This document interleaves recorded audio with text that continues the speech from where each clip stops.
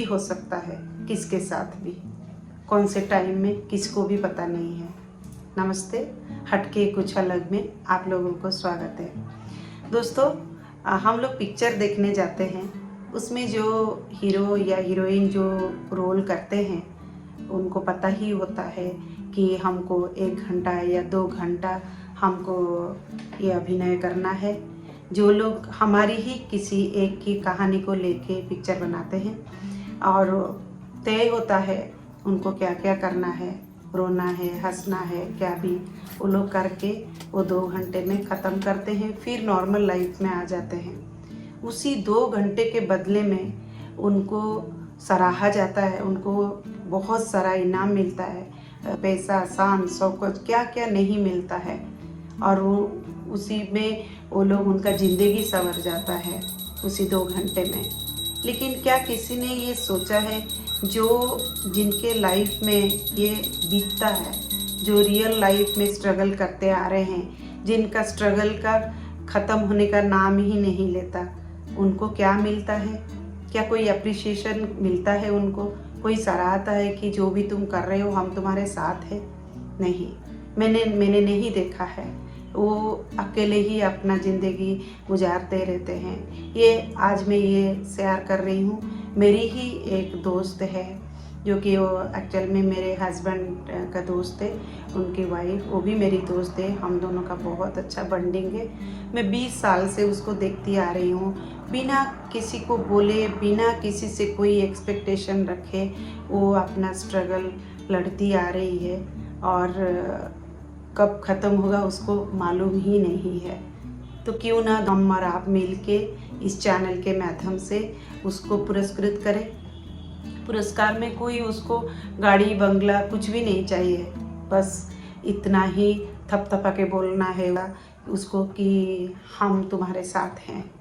आज तक दोस्तों मेरा कोई भी वीडियो आपको मैंने शेयर करो, लाइक करो या सब्सक्राइब करो मैंने नहीं बोला है, लेकिन प्लीज़ आप ये वीडियो को ज़रूर देखिए, क्योंकि 20 साल का जो सफ़र वो स्ट्रगलिंग अभी भी चल रहा है। वो 20 मिनट तो बहुत कम ही है, लेकिन मैं कोशिश कर रही हूँ आपको उसके साथ जो इंसिडेंट हुआ है वो आपके साथ शेयर करने की कोशिश कर रही हूँ। और आप प्लीज़ ये वीडियो को ज़रूर शेयर कीजिएगा ताकि पूरे वर्ल्ड में वो उसको रिवार्ड मिलेगा कि सी इज़ द ग्रेट। वो दरअसल मेरा हस्बैंड का बचपन का दोस्त है, वेरी क्लोज फ्रेंड। वो दोनों साथ में पढ़ते थे कॉलेज में। बात जैसे कि +2 के बाद मेरे हस्बैंड वो इंजीनियरिंग लाइन में आ गए, और वो लड़का एयरफोर्स, उसको एयरफोर्स बहुत पसंद था तो एयरफोर्स वो ज्वाइन कर लिया। देखने में अच्छा खासा है, 6 फुट हाइट और स्ट्रॉन्ग एंड स्टाउट, और स्पोर्ट्स में बहुत अच्छा है। मतलब खेलना कूदना आप जो भी बोलते, मतलब बहुत एक्टिव लड़का है। ज़बरदस्ती जाके अगर आपको ज़रूरत नहीं, आप बिन बुलाए वो जाके सबको हेल्प करेगा। किसको हॉस्पिटल लेके जाना, किसको मतलब अगर किसी का डेथ हो गया है तो उसको क्रिमेशन एरिया में लेकर, सब कुछ वो, मतलब आप बिलीव नहीं करोगे, बिना बुले वो सबको हेल्प करता था। ऐसा टाइप का माँ बाप का एक ही लड़का है, तो इसके वजह से माँ बाप ने उसके लिए लड़की देखे। लड़की जो कि सुंदर, सुशील और पढ़ाई में बहुत अच्छी थी, थोड़ा शांत स्वभाव की थी। ये थोड़ा सा टॉकेटिव और तो वेरी एग्रेसिव नेचर की, और लड़की जो है शांत स्वभाव की लड़की थी। तो दोनों शादी हो गया। शादी मतलब कभी भी नहीं देखे होंगे एक दूसरे से। शादी हो गया। शादी के बाद लड़का का क्या हुआ कि श्रीनगर में पोस्टिंग था। श्रीनगर की भी हमारी शादी के बाद चली गई वहाँ पे जैसे कि 1, 2, 3 साल बहुत अच्छे से घूमना फिरना और सुनहरा पल, नया नया शादी।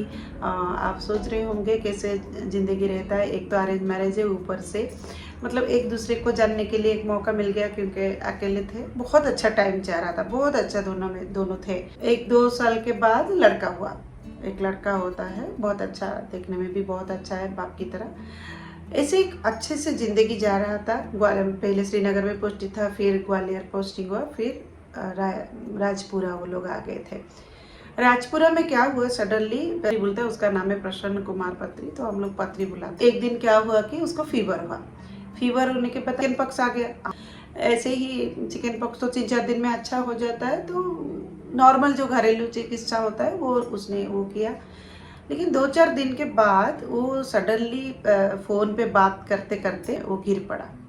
गिरने के बाद क्या हुआ कि फिट्स जैसा उसको अटैक आया।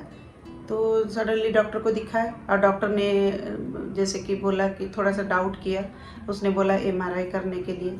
तो एमआरआई वगैरह जो भी टेस्ट वगैरह दिए थे वो लोग वहाँ पे राजपुरा में नहीं किए, वो दिल्ली आ गए। दिल्ली में तभी हम लोग दिल्ली में थे, मैं ये बोल रही हूँ शादी का 5 साल के बाद। दिल्ली में आरआर हॉस्पिटल उनका जो कि एयरफोर्स में थे, तो वहाँ पे उनको ये सब फैसिलिटीज़ है, तो आरआर हॉस्पिटल में दिखाया। आरआर हॉस्पिटल में जब भी दिखा एमआरआई वगैरह जब भी हुआ तब भी डिटेक्ट हुआ कि ब्रेन ट्यूमर है। डॉक्टर ने ये बोला कि आपको इमीडिएट ऑपरेशन करना पड़ेगा और ऑपरेशन में ये होगा कि या तो 90% 90-95% आपका डेथ हो जाएगा, या वन साइडेड आपका राइट हैंड साइड पैरालाइज्ड हो जाएगा। तो करना तो था, जो सुन के भी भगवान का जो भी मर्जी है ऐसा सोच के वो लोग ऑपरेशन किए। लेकिन वो लोग आरआर हॉस्पिटल में नहीं किए, वो लोग मैक्स हॉस्पिटल दिल्ली में, क्योंकि प्राइवेट हॉस्पिटल है और ब्रेन का ऑपरेशन है, आपको पता ही होगा कि कितना रिस्क है और मेमोरी फेल हो सकता है, कुछ भी हो सकता है। तो इसलिए वो लोग रिस्क नहीं लिए, वो लोग मैक्स हॉस्पिटल में किए ऑपरेशन किए। लेकिन ऐसे बोलते हैं ना कि जब भी बुरा वक्त आता है ना, सब कुछ साथ में बुरा ही लेके आता है। तो ऑपरेशन स्टार्ट हुआ, जो भी 4-5 घंटा जो भी ऑपरेशन हुआ उसमें वो बोले कि कंप्यूटर हैंग हो गया। उसके वजह से उनको जो भी जो पार्ट उनको ऑपरेशन करना था, जो लेजर पड़ना था, कुछ पार्ट्स वो रह गया। तो जैसे ही होश आया, हम लोग बहुत टेंस में थे कि होश आएगा तो मतलब पहचान पाएगा नहीं पाएगा, क्योंकि ब्रेन का ऑपरेशन है। जनरली ब्रेन का ऑपरेशन मैंने जिन लोगों का देखा है, उस टाइम पे जिन लोगों को हुआ भी था, तो किसी का भी मेमोरी ठीक से नहीं आया, सबका मेमोरी लॉस हुआ।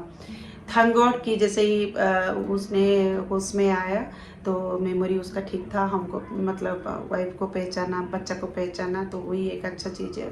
बहुत खुश हुए सब लोग। लेकिन राइट हैंड साइड जो कि है वो पैरालाइज्ड हो गया। उसने वो हारा नहीं, वो बहुत पॉजिटिव लड़का है, मतलब खुद को ऐसा बिल्कुल भी ये नहीं माना कि हरास नहीं हुआ कि हाँ मेरा ऐसा हो गया, मैं इसके बाद क्या करूँगा। लेकिन आपको पता है उसके बाद तो जॉब का कैपेबिलिटी नहीं रहेगा, जॉब तो चला ही जाएगा। जॉब चला गया तो वो लोग राजपुरा छोड़ के फिर सोचे कि भुवनेश्वर आएंगे, होम टाउन, क्योंकि वो लड़का स्टैंडर्ड 1 का था और थोड़ा तेज़ दिमाग का था। ये लोग चाहते थे कि हमारा तो ऐसे हो गया, लेकिन हम लड़का को अच्छे से पढ़ाए लिखाए, वो कभी ना सोचे कि पापा की वजह से मेरा ज़िंदगी भी ऐसे हो गया बोल के। भुवनेश्वर जो है, थैंक गॉड कि मेरा ही एक फ्रेंड है, उसने मेरे बोलते ही इमीडिएटली उसका घर जस्ट जो स्कूल है, अच्छा स्कूल है भुवनेश्वर का, उसके बाजू में वो मिल गया उनको। लड़का का उसी में एडमिशन कर दिए पढ़ाई में। और ये जब तक वो फिजियोथेरापी वगैरह जो भी उनको डॉक्टर ने एक्सरसाइज भी लेते, मेडिसिन चल रहा था और जॉब नहीं था, लेकिन जैसे कि एयरफोर्स में थे तो पेंशन मिल रहा था, उसी बलबूते पर तो चलेगा नहीं। तो ये लड़की क्या बीजी जो है वो जॉब के लिए ढूंढी, कहीं पे जॉब करेगा, लेकिन कहाँ मिलेगा, क्योंकि पहले तो कोई एक्सपीरियंस नहीं था। तो जहाँ पे भी जॉब के लिए जाएगा तो फिर सुबह शाम उसको जाना पड़ेगा, फिर हस्बैंड का देखभाल कौन करेगा। पत्रिका एक चीज़ ये हुआ कि वो बहुत पॉजिटिव है, जो भी फिजियोथेरापी वगैरह करना, घर को बुलाना और खुद टाइम पे मेडिसिन लेना, और सबसे बड़ी बात है कि अपने बेटे को उसने पढ़ाया। ऐसे करके 2-3 साल में 2-3 साल लगा होगा, ठीक हो गया, चलने लगा और बात भी ठीक तो करता ही था, जो पहले ठीक नहीं था तो ठीक था। ऐसे ऐसे करके थोड़ा अच्छा हो गया था, को सब कुछ ठीक हो गया था। और उसके बाद उसने एंट्रेंस दिया, बैंक एंट्रेंस, जो कि एक सर्विसमैन में वो लोग अप्लाई कर सकते, उसमें अप्लाई किया। तो कैसे लिखेगा, राइट हैंड तो एकदम पैरालाइज्ड है, तो उसने बहुत कोशिश किया कि कैसे वो एंट्रेंस एग्जाम करके वो क्लिक करेगा और वो पास होगा। कुछ भी करके वो बैंक जॉब में उसको SBI में उसको जॉब मिल गया। बहुत खुश थे, क्योंकि एक तो ये ऐसा बड़ा सदमा और बात होगा, जॉब मिल गया, अच्छा खासा जॉब थोड़ा देर में और भी अच्छा होने लगा। कार खरीदा, फिर बाइक भी खरीदा, बाइक में आना जाना भी उसका हो गया। मतलब खुशी थे कि चलो अभी अच्छा हो जाएगा। लेकिन दोस्तों रास्ते में कुछ चाय वाय पी रहे थे, ऐसा कुछ कर रहे थे मार्केट में, सडनली कोई दूसरा आया गाड़ी वाला, बाइक वाला ठोक दिया। उसमें वो गिर पड़ा। जैसे ही गिर पड़ा फिर सटकना होने लगा। जो पहले हुआ था वो फिर सटक होने लगा। उसके बाद जो भी अच्छा हुआ था वो फिर बैक टू वही बैड स्टेज में चला गया। आप सोचो, बुरा हालत हो गया। उसके बाद ऐसे कर करके वही हॉस्पिटल लेके जाना, फिर मेडिसिन का खर्चा, और जो लड़की कोई बाहर नहीं देखा था उसको घर का काम करना, क्योंकि कोई मेड तो नहीं रख पाएगी, उसको भी अफोर्ड करना पड़ेगा। लड़का का पढ़ाई, उसका जो भी खर्चा, वो मतलब इतना सारा वो कैसे करेगा कोई। उसने ट्यूशन स्टार्ट किया, ट्यूशन भी कर रहा था। और उसके बाद जैसे धीरे धीरे वो एक घर लिए थे वो लोग ने, जब भी ठीक था तभी एक घर लिए थे। लेकिन आप सोचेंगे जब जो भी चीज़ वो हाथ मारे वो चीज़ अपने से छूटता ही गया। वो उसमें क्रिटिकल आया कि वो गवर्नमेंट का प्लॉट था, तो जो भी दिया था शायद वो चीटिंग किया था। एनीवे वो बिल्डर अच्छा था, वो तो नहीं हुआ, लेकिन उनको एक अच्छा घर उसने दिया। जब भी उसका न्यू कंस्ट्रक्शन हुआ, उनको बहुत अच्छा घर मिला उनको। और इसी बीच में लड़का को पढ़ा के, लड़का भी अपना रिस्पॉन्सिबिलिटी खुद ही ले रहा था। बहुत अच्छा है उसका एटीट्यूड, बहुत है। उसने फ़ायदा नहीं उठाया कि हमारे घर का ऐसे हालत है। और वो दुनिया देख चुका था कौन कैसा है। और जैसे ही आपका बुरा वक्त आता है तो अच्छे लोग भी बुरे हो जाते हैं। और कौन क्या है आपको उसी टाइम पे ही पता चलेगा। और लड़का को उस टाइम पे पता चल गया था। तो वो धीरे धीरे पढ़ाई में ज़्यादा ध्यान दे रहा था। ऐसे कर करके NTSC क्लियर किया, फिर इंजीनियरिंग कंप्लीट किया, और अभी इन्फोसिस में वो जॉब कर रहा है। मैं आपको बोल रही हूँ 10 साल से पहले जब वो स्टैंडर्ड 1 में था और अभी वो जॉब कर रहा है, तब से उनका घर का हालत ऐसा है। बीच में वो और एक बार उनको बायोप्सी के लिए बोले थे, जब भी ऑपरेशन हुआ था, मैं भूल गई बोलने के लिए, कि डॉक्टर ने बोला कि इट इज़ कैंसरस। तो कैंसर ऑफिस का काम वो ठीक कर रहा था, जैसे कि लेफ्ट हैंड में वो सारा ऑफिस का काम ठीक से कर रहा था, तो इसलिए ऑफिस में कोई ऑब्जेक्शन नहीं था। और ऑटो में जा रहा था, ऑटो में आ रहा था, सब कुछ उसका मतलब ठीक ही चल रहा था। मतलब फाइनेंशियली कुछ प्रॉब्लम नहीं हुआ। और घर भी धीरे धीरे घर भी ऑक्यूपेशन मिल गया, तो घर शिफ्ट कर लिए। और ये लड़की को तो पता है ऑलराउंडर है, घर खुद सजाना, इतने अच्छे से वो डेकोरेट करके घर को रखी है। आप बिलीव नहीं करोगे, मैं जब जाती हूँ देखती हूँ कि इतना गुण कैसे एक लड़की के पास हो सकता है। कोई पढ़ाई में अच्छा हो सकता है, कोई कुकिंग में अच्छा हो सकता है, लेकिन हर चीज़ में अच्छा होना मतलब ये तो कमाल की है। मतलब कोई अंजलि ऐसा कर सकती है। तो मैं जब भी जाती थी उसके पास बैठती थी, घंटों सुनती थी। उसके बाद फिर बीच कोरोना आया। कोरोना में सडनली वो जो कैंसरस था वो डेवलप होने लगा।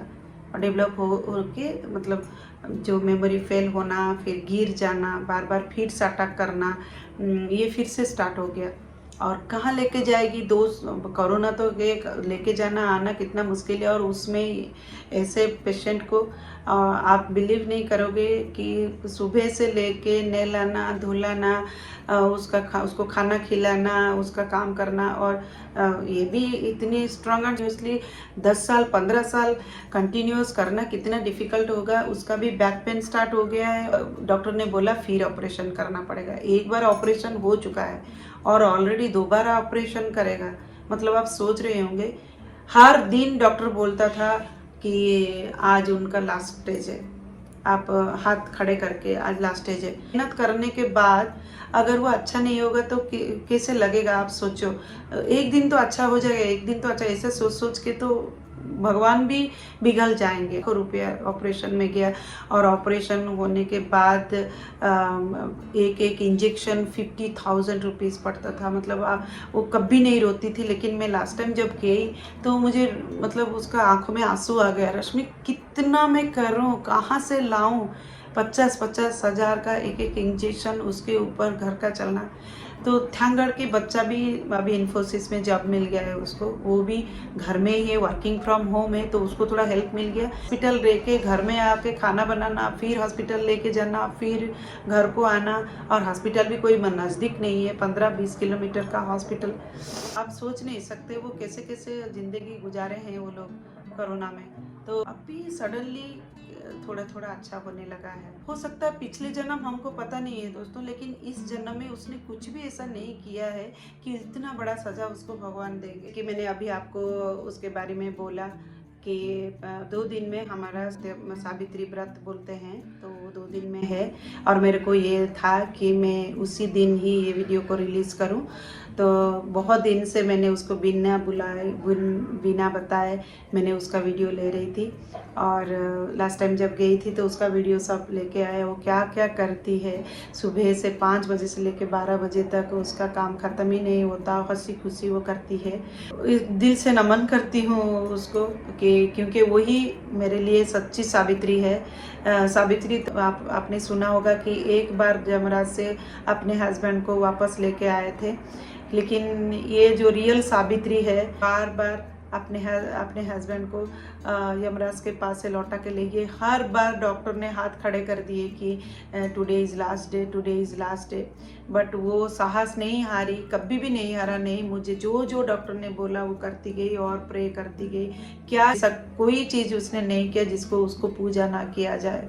रियल सावित्री हम मेरा आंखों देखी सावित्री है, तो इसलिए मैं दिल से नमन करती हूँ उसकी साहस को, उसकी स्वाभिमान को, और उसका जो एनर्जी को, और उसका जो डेडिकेशन को मैं दिल से नमन करती हूँ। और आप लोग भी प्लीज़ उसको यही बोल के पुरस्कृत कीजिए कि यू आर विथ हर।